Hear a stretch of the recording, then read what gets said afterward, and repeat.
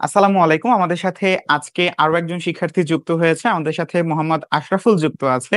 So সবার আগে তোমাকে একটু জানিয়ে রাখবো যে তুমি কিন্তু অসাধারণ একটি রেজাল্ট করেছো এবং তোমাকে অভিনন্দন জানাই এই অসাধারণ রেজাল্টের জন্য। বিবলিনার সদা সর্বদা তোমাদের অনেক বেশি দোয়া করেছে যাতে তোমরা এত ভালো ভালো রেজাল্ট করতে পারো, যার পরিপ্রেক্ষিতে তোমরা কিন্তু আজকে এই ইন্টারভিউ বোর্ডে বা হচ্ছে ইন্টারভিউতে। আচ্ছা, তো সবার আগে তোমার একটু আমি হচ্ছে পরিচয় জানতে চাইবো। পরিচয় বলতে তুমি কোন কলেজে চান্স পেয়েছো এবং একই সাথে তোমার মেরিট পজিশন, বিএসসি না ডিপ্লোমা ইত্যাদি ইত্যাদি তথ্য আমাদেরকে একটু জানাও। ওয়ালাইকুম সালাম। ধন্যবাদ ভাইয়া। আমি ডিপ্লোমা ইন মিডওয়াইফারিতে ছিলাম। আমার মেরিট পজিশন হচ্ছে 226। আমি শেরপুর নার্সিং ইনস্টিটিউটে চান্স পেয়েছি। বাহ, জেনে ভালো লাগলো। আচ্ছা, এখন আমাকে একটু বলো যে তোমার এই যে চান্স প্রাপ্তি বা হচ্ছে তুমি শেরপুর নার্সিং এ চান্স পেয়েছো, এই ক্ষেত্রে তোমার আসলে সব থেকে অবশ্যই পরিশ্রম তোমার সব থেকে বেশি কাজে লেগেছে। সো এই পরিশ্রম বা এই সংগ্রাম, হয় না যে মানুষের জীবনে অনেক ধরনের গল্প থাকে, যে আমি আসলে প্রথমে এখানে ভর্তি হতে চেয়েছি বা আমি ছোটবেলা থেকে নার্সিং এর স্বপ্ন দেখতাম, এই ধরনের কোনো গল্প তোমার আছে কিনা, বা এই গল্পগুলো যদি আমাদেরকে বলতে যে কতটা পরিশ্রম করে তুমি আসলে আজকে এই জায়গায় এসেছো। সত্যি বলতে ভাইয়া, আমি সেকেন্ড টাইম আর প্রথমবার এক্সাম দিয়েছিলাম, কিন্তু আমার টোটাল স্কোর ছিল 68/116। ওইবার হয় নাই। তো দ্বিতীয়বার খুব ভেঙে পড়ছিলাম। তারপর আম্মু অনেক সাপোর্ট করছে। তারপর আমি ফার্স্ট টাইমে বিবিএনআর ভর্তি হতে চেয়েছিলাম, কিন্তু শেষ মুহূর্তে জানতে পেরেছি। তো ওই সময় ফ্রি ক্লাস হচ্ছিল। পুরো ইনবক্সে মেসেজ দিলাম। আমি দ্বিতীয়বার শিওর সাকসেস করতে ভর্তি হই। তারপর আমার এই যে লেখাপড়ার জার্নিটা আমি একটু সবার থেকে একটু আলাদা ছিল। কারণ আমার নিজে ইনকাম করে নিজেই আবার পড়তাম। যে সময়টা আমার এই পরীক্ষার আগ মুহূর্ত আমি একটা স্কুলে যুক্ত ছিলাম। আমি ক্লাস 6 থেকে ক্লাস 10 পর্যন্ত বাংলা পড়াইতাম। বাহ। তো সেখান থেকে আমার সেটা শিডিউল ছিল 12টা 10 থেকে 3:30 পর্যন্ত। তো আমি 11টার দিকে রওনা দিতাম। 1 ঘন্টা লাগতো গ্রামের দিকে স্কুল তো। তো আবার আমি ব্যাক করতাম। তো আমার পড়ার রুটিনটা ছিল সকালে এবং রাতে। আমি এই টাইমটা পড়তে পারতাম না। হ্যাঁ, তুমি কন্টিনিউ করো, আমি শুনতে পাচ্ছি। তো এই টাইমটা পড়তে পারতাম না।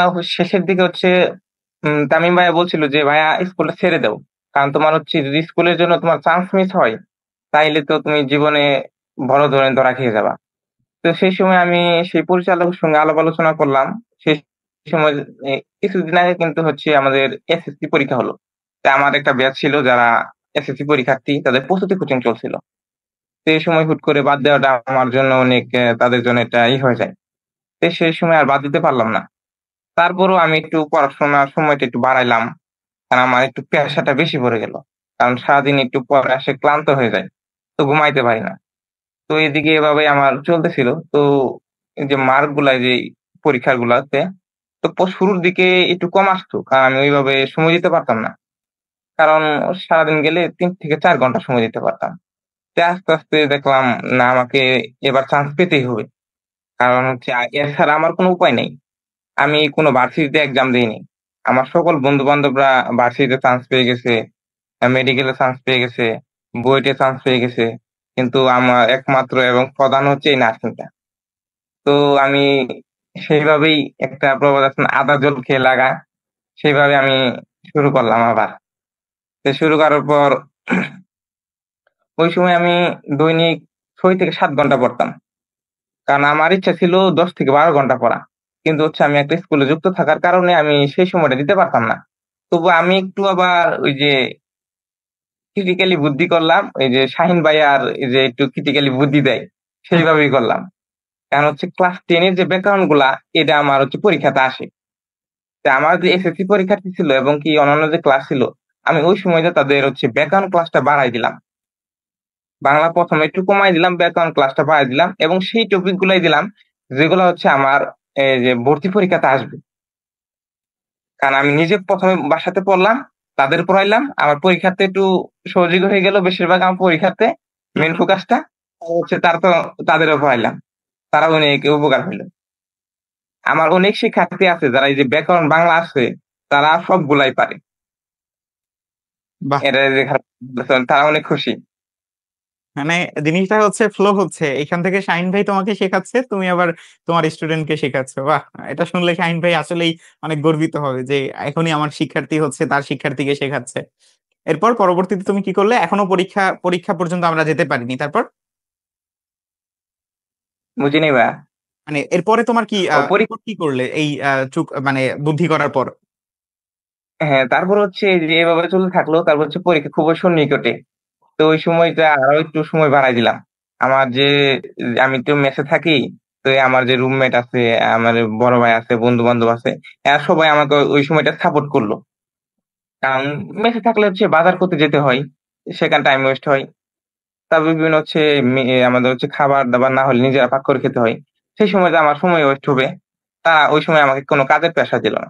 বাহ, সেই সময় তো দিলাম। কারণ সবাই বলতো ওর পরীক্ষা, ওকে চাপ দেওয়া যাবে না, ওর এবার চান্স পেতেই হবে। তাদের তো মিষ্টি সেই খাইয়েছো সময় চান্স পাওয়ার পরে? হ্যাঁ, বাহ। তাদের অবশ্যই আমি treat দিব। তাদের এখনো ট্রিট দেয়নি, কিন্তু দিয়ে দিব। তো আমি কোনো চাপ দেয় নাই, আমি একটু মানে স্বাধীনভাবে মুক্তভাবে পড়ালেখা করতে পারছি। তো তারপর হচ্ছে সেই সময়তে একটু পড়ার গতি বাড়ানোর ফলে আমার মার্কটাও একটু বেশি হয়ে গেল। তারপরে একদম লাস্ট ১ মাস ছিল, 30 ডেজ কোর্স, সেই সময় যুক্ত হয়ে গেলাম। তো শুরুর দিকে আমার প্রত্যেকটা কোর্সেই মোটামুটি ভালো মার্ক আসতো, শেষের দিকে যে শিব সাকসেস করছে প্রত্যেকটা এক্সামে। তো সবার মতো এত মানে ৯৯ ৯৮ পেতাম না, তো হচ্ছে 70 আপ 80 এরকম পাইতাম। হ্যাঁ, এটা কারণ তো আমার আমি তোমাদেরকে বলছিলাম যে তোমরা যদি হচ্ছে 70 আপ করতে পারো তাহলে নিশ্চিত থাকো যে হ্যাঁ তুমি হচ্ছে পরীক্ষায় যদি নার্ভ কন্ট্রোল করতে পারো ইনশাল্লাহ তোমার হচ্ছে চান্সের ব্যাপারটা মোটামুটি নিশ্চিত। এটা হ্যাঁ নিয়ে ভাইয়া, চিন্তা এটা করতে হবে না, অবশ্যই। হ্যাঁ, পাইতাম। তারপর মাঝে মাঝে একটু টেনশন হইতো যে সবাই ৯৮ ৯৯ ১০০ তে ১০০ অতি অল্প সময় পেয়ে যায়, তা আমি কেন পাই না? খুব আমার জেদ হইতো, তা আমি কেন পারি না? কিন্তু তারপর জেদ হওয়ার পরে একটু পড়াশোনা একটু গতিটা বাড়াইলাম। তারপর একটু মার্ক একটু উন্নতির দিকে গেল। তো হুট করে যেদিন একটু কম লেখাপড়া করি, পরীক্ষা দেই, ওইদিন একটু মার্কটা ডাউন হয়ে যায়। তো তারপর আবার এটাই জেদ করি, নিয়ম। আবার জেদ করি যে কিভাবে বাড়ানো যায়। কারণ হচ্ছে আমার থেমে থাকা যাবে না। কারণ এটা হচ্ছে আমার লাস্ট, একদম দেয়ালে পিঠ থেকে গেলে মানুষ যা করে, যেকোনো মূল্যে হোক আমাকে পেতেই হবে। তো সেই সময়টিতে হচ্ছে উম প্রায় ৮০ র উপরে মার্ক আসতো। তো তারপরেও মানে মনে মনে চিন্তা করলাম, এই মার্কটা যদি ধরে রাখতে পারি তাইলে আলহামদুলিল্লাহ। কারণ হচ্ছে আমার একটু বেশি পেতে হবে না। আমার ওই সময় একটাই কথা ছিল, যেই মার্কটাই আসুক, যে মোটামুটি 70 বা 80 র দিকে যে মার্কটা আসবে সেটা আমি ধরে রাখবো, যাতে আমি ফাইনালেও পারি। হ্যাঁ, ধারাবাহিকতা বজায় রাখতে হবে, এটা হচ্ছে আমাদের সব থেকে গুরুত্বপূর্ণ বিষয়। তো তারপর হচ্ছে একদম লাস্ট মোমেন্টে যে আমাদের ১০ টি লাইভ এক্সাম হলো। যে লাইভ এক্সামে যে একটা ভয় থাকে, সকলেরই কিন্তু একটা ভয় থাকে, যে যত বড় সাহসী হোক, মানে এমনি যত ওর এলাকাতেই দেখা যে একটু মিস্টেক হয়েছে, কিন্তু হচ্ছে সে পরীক্ষার হলে সকলেই কিন্তু নরম হয়ে যায়। হুম, এমনি যে শত আগেই হোক, পরীক্ষার হলে সবাই ঠান্ডা, সবার কি শরীরে একটু কাঁপুনি উঠে যায়।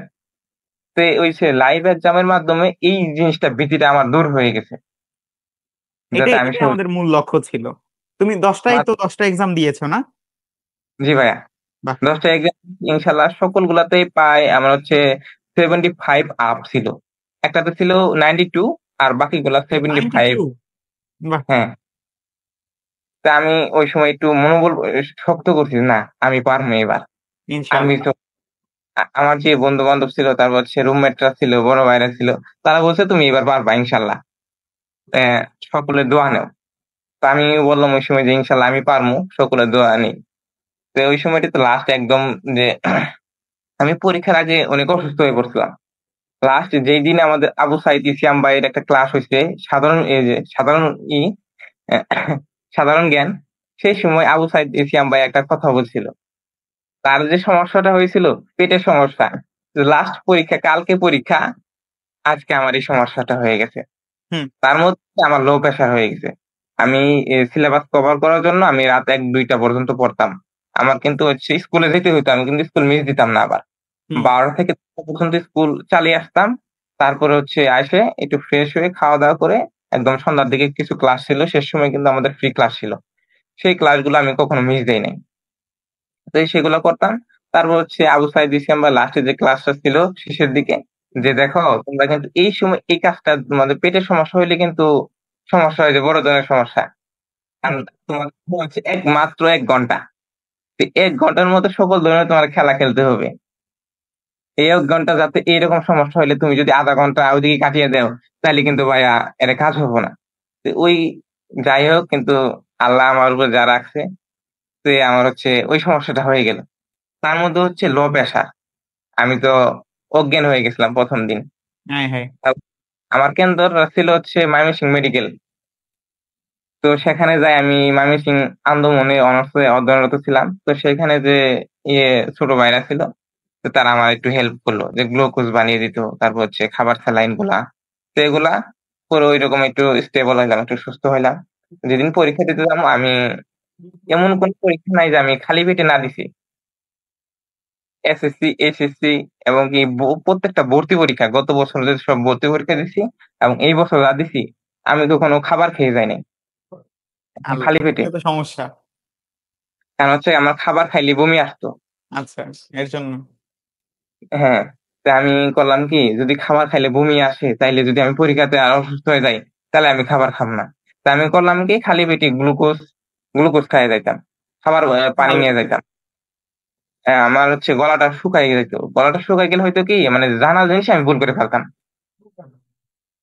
কিন্তু পরীক্ষা হলে ঢোকার আগে আমি হচ্ছে পানির বোতলটা রেখে দিছে। আমি খুব চিন্তিত হয়ে গেছিলাম সেই সময়। পরে তাড়াতাড়ি হচ্ছে কি, আমি বলছি আমাকে 1 মিনিট সময় দেন, আমি পানিটুকু খাই আগে। তো সেই সময় খাওয়ার পরে হলে ঢুকলাম।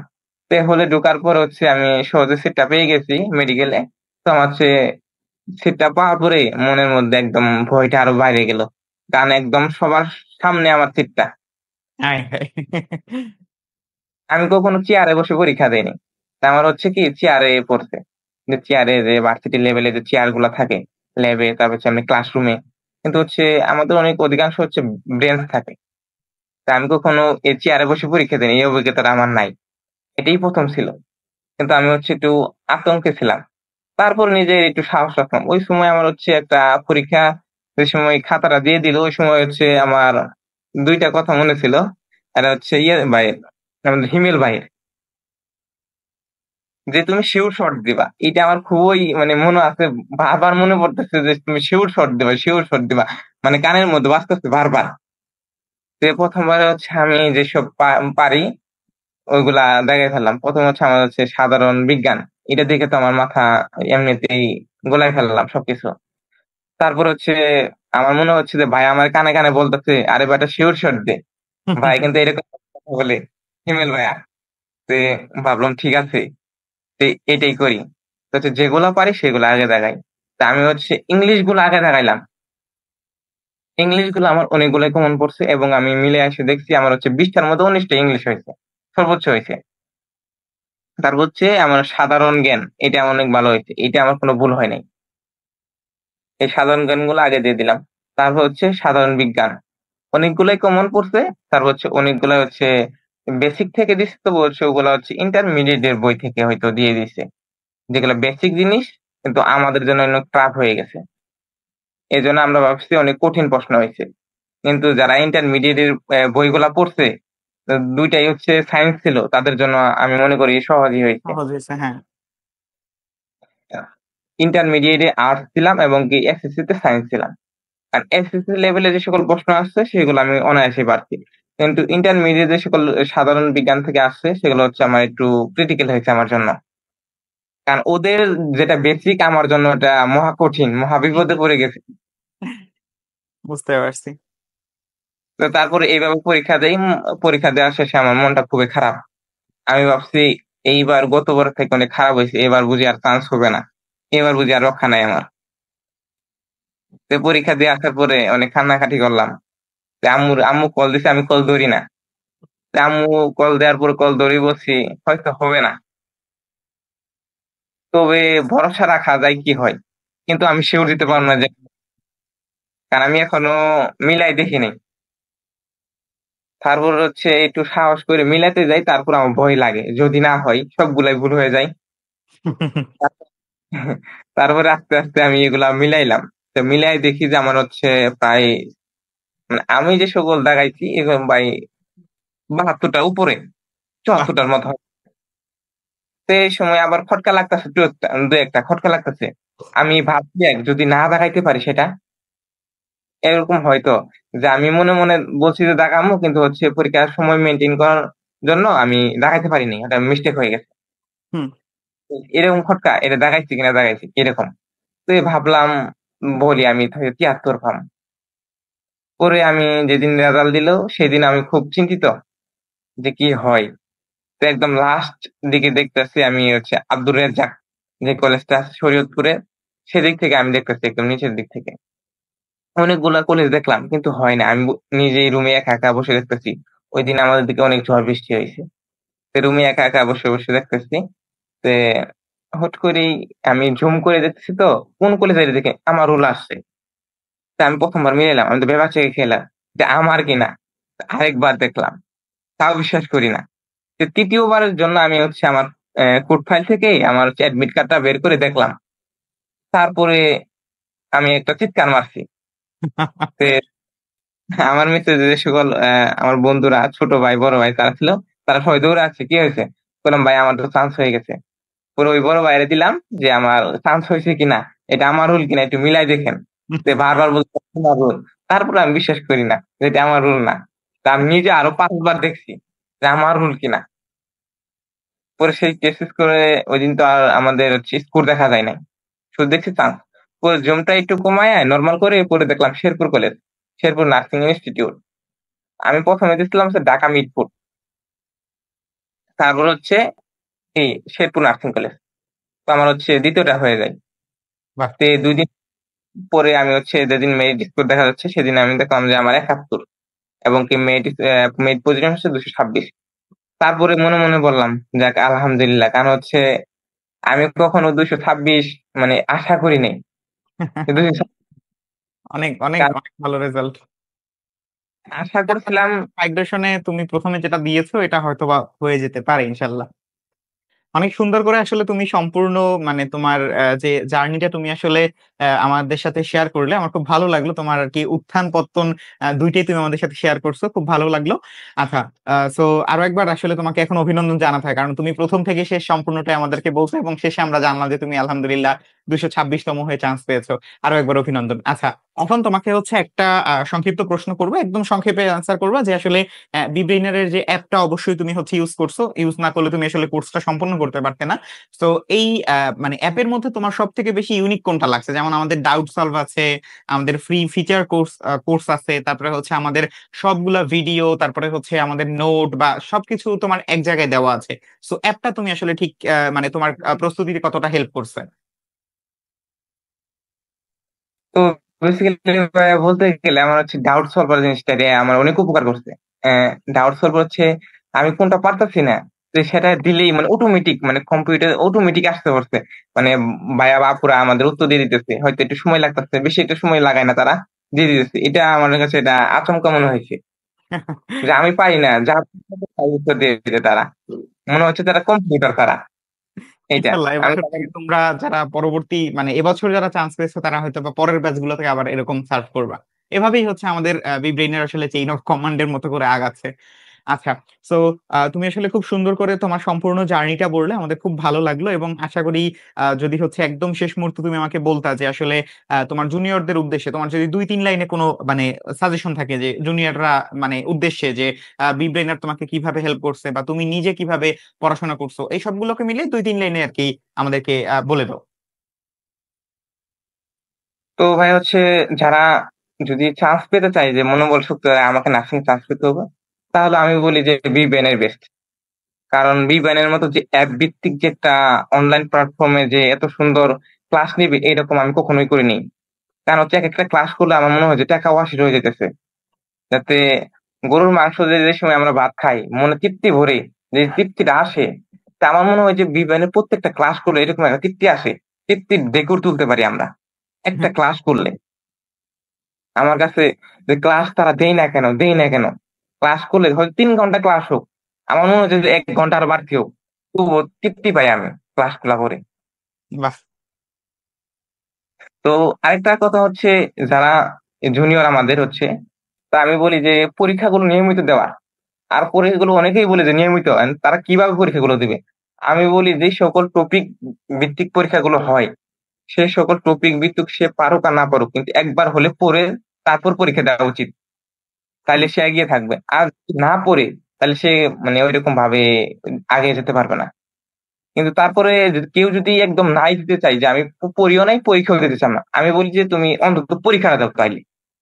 যে সকল পরীক্ষাতে প্রশ্ন আসবে সেই সকল তাও তো তুমি পারলা। কিন্তু যারা একদম ভালো করতে চায় আমি বলি তোমরা যে সকল টপিক অনুযায়ী টপিক ভিত্তিক পরীক্ষা হবে, তোমরা সেই সকল টপিক বাসাতে একবার করে পড়ো, তারপর হচ্ছে পরীক্ষাগুলো দাও। তাইলে তুমি অনেক এগিয়ে থাকবা। বাহ! খুব ভালো লাগলো এবং হচ্ছে আমরা যেটা বলি সেটাই আসলে ভবিষ্যতে তোমরাও এই একই কথা বলবা যে আমাকে আসলে ধারাবাহিক থাকতে হবে। এবং এই ধারাবাহিকতার জেরেই বা হচ্ছে ধারাবাহিকতার কারণেই কিন্তু আজকে মোহাম্মদ আশরাফুলের নামের পাশে ২২৬ তম মেরিট পজিশন এবং হচ্ছে তার পছন্দের যে নার্সিং কলেজ আছে সেখানে চান্স পেয়েছে। তোমাকে আরো একবার অভিনন্দন এবং একই সাথে তোমাদের কাছে যেটা আমরা বরাবর বলে থাকি যে মানব সেবার উদ্দেশ্যে নিজেদেরকে হচ্ছে প্রতিষ্ঠিত করতে চাচ্ছ। এই মানসিকতা যেন হচ্ছে সবসময় বজায় থাকে এবং হচ্ছে চিরজীবন যেন হচ্ছে এই একটা আদর্শ তোমরা নিজেদের মধ্যে লালন করতে পারো। এই দোয়া এবং প্রত্যাশা ব্যক্ত করে আমরা হচ্ছে আজকের মতো আমাদের এই সংক্ষিপ্ত ইন্টারভিউ শেষ করছি। আশা করি তোমার সাথে আবার দেখা হবে কখনো না কখনো। সেই পর্যন্ত তুমি ভালো থাকো, তোমার পরিবার অবশ্যই ভালো থাকুক এবং হচ্ছে একই সাথে তুমি দেশ ও মানে জাতির জন্য অনেক বেশি একজন কার্যকরী মানুষ হও। এই দোয়া রইলো। আসসালামু আলাইকুম। ওয়ালাইকুম আসসালাম, ধন্যবাদ ভাইয়া। ধন্যবাদ।